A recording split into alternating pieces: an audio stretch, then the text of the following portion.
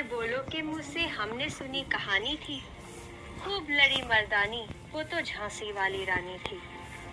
झांसी बुंदेलखंड का एक ऐतिहासिक शहर जो आज वीरता और स्वतंत्रता का एक प्रतीक बन गया है। इधर करिए। झांसी की वीर रानी लक्ष्मीबाई के प्रसिद्ध किले को देखने दूर दूर से लोग यहाँ आते हैं। पर जहाँ रानी लक्ष्मीबाई और उनके पराक्रम की कहानी भारत के इतिहास में अमर है, वहीं दूसरी ओर बहुत कम लोग झांसी शहर का इतिहास जानते हैं। झांसी की कहानी समझने के लिए झांसी का 1857 के पहले का इतिहास समझना बहुत जरूरी है। पर ताज्जुब की बात यह है कि झांसी के नेवालकर राज परिवार पर बहुत कम संशोधन हुआ है। आज हम रोशनी डालेंगे झांसी के इतिहास के इस भूले हुए अध्याय पर।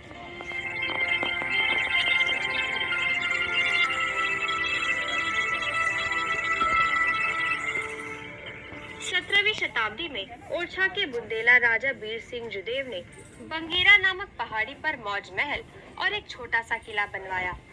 समय के साथ इसे झांसी कहा जाने लगा। उत्तर से दक्षिण भारत जाने वाले व्यापारी मार्ग पर स्थित होने के कारण झांसी का बड़ा महत्व था। 18वीं शताब्दी की शुरुआत में झांसी बुंदेला राजा छत्रसाल के अधीन हुई। झांसी के इतिहास का एक नया अध्याय तब शुरू हुआ जब 1729 में मराठा पेशवा बाजीराव प्रथम ने मुगल सेना के खिलाफ राजा छत्रसाल की सहायता की। झांसी में मराठों का इतिहास जानने के लिए हमने बात की झांसी निवासी मुकुंद मल्होत्रा से, जो पिछले 50 साल से झांसी के इतिहास पर रिसर्च कर रहे हैं।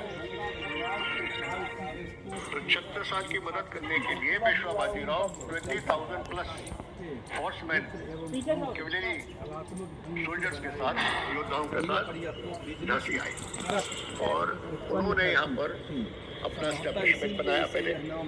उसके बाद फिर उन्होंने मध्य भाग पर 3 पट्टियों में विभक्त फूल पत्तियों कर रखा था और फूल पत्तियों एवं रस्सी के नमूने का सुंदर अलंकरण के खाली करा वहाँ पर कुछ पॉकेट्स रहे 5 मीटर उन पॉकेट्स में झांसी भी तथा था। व्यास इतना है। झांसी किले के अंदर गुलाम गौस खां द्वारा संचालित यह तोप शत्रुओं को आतंकित कर सोल्जर्स का ग्रुप रह गया था। उसमें मुगल फौजदार रहते थे और उनको ऑलवेज रिस्ट्रिक्टेड, कभी भी बड़ी संख्या में यहाँ सोल्जर्स नहीं रखे। इधर देखिए, वाटर सप्लाई नहीं थी।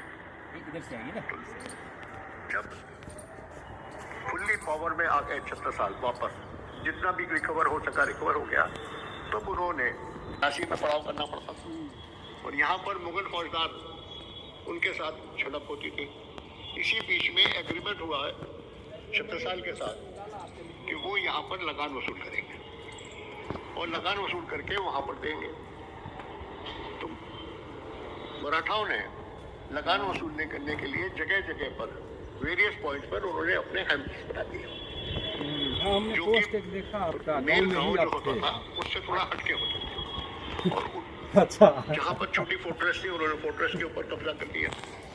जहाँ जहाँ वो अपने को स्टैब्लिश कर सकते थे स्टैब्लिश कर लिया और बहुत ही सख्ती से लगान को रियलाइज करते थे, वसूलते थे। यहाँ तक कि जो राजा गुड रूलर्स किसी वजह से लगान देने में लेट हो जाते थे, उनको वो अरेस्ट कर लिया और जेल में डाल दिया। तो जितना राजाओं ने मराठाओं को यहाँ के लोग पसंद नहीं करते थे। रिजल्ट ये हुआ कि पूरा जो एटमॉस्फेयर क्रिएट हो गया था वो मराठाओं के खिलाफ था। बट समहाउ उनके पास पावर थी, उनके पास सोल्जर्स बहुत अच्छे थे और उन्होंने यहाँ पर रह रहे मशीनरी सोल्जर्स थे, उनके यहाँ पर जगह जगह मठ बने हुए थे, एंट्रेंस बने हुए थे, उनके साथ उनकी ट्रीटी हो गई।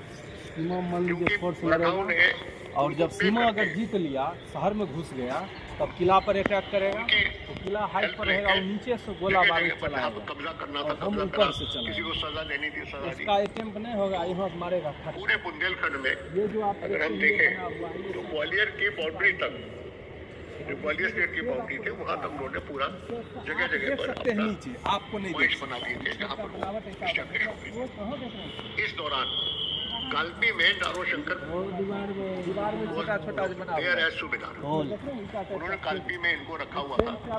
लेकिन कालपी में मुस्लिम्स के साथ नारो शंकर के रिलेशन बहुत खराब हो गए और ये सब और उन्होंने एक तरह से बगावत कर दी। तो पेशवा बाजीराव ने सेटलमेंट करके अच्छी कि हम नारो शंकर को हटाते हैं और उनको वहां से उठा के झांसी का सूबेदार बना दिया। और ये हाइट तो he was the first official सूबेदार विधिवत यहाँ का फोटो चार्ज बढ़िया किया। है इसमें तो नारो शंकर ने सबसे कहीं पहले और आई किले में जो मुगल फौजदार थे उनको निकाल के बाहर कर दिया, किले पे कब्जा किया और फिर उसका विकास किया, डेवलपमेंट किया, उसका वेस्टर्न साइड में विकास किया, एक्सटेंशन किया, बढ़ाया। उसको हम शंकरगढ़ के नाम से जानते हैं। उसमें एक उन्होंने आर्टिस्ट देखा, उसको डेवलप किया और उससे उन्होंने वाटर सप्लाई अपने किले के अंदर दिया और ये काफ़ी वो सक्सेसफुल थे। नारो शंकर के बाद फिर 2 लोगों को और उधर देखिए। टाइम टू टाइम सूबेदार बनाया गया। ऐसा नहीं लगे कि हम फोटो खींच रहे हैं। रघुनाथराव नेवालकर ने सूबेदार बनने के बाद क्या? झांसी का काफी विकास किया। यहाँ उन्होंने कई महल, मंदिर और बाग बनवाए और झांसी एक समृद्ध शहर की तरह उभरा।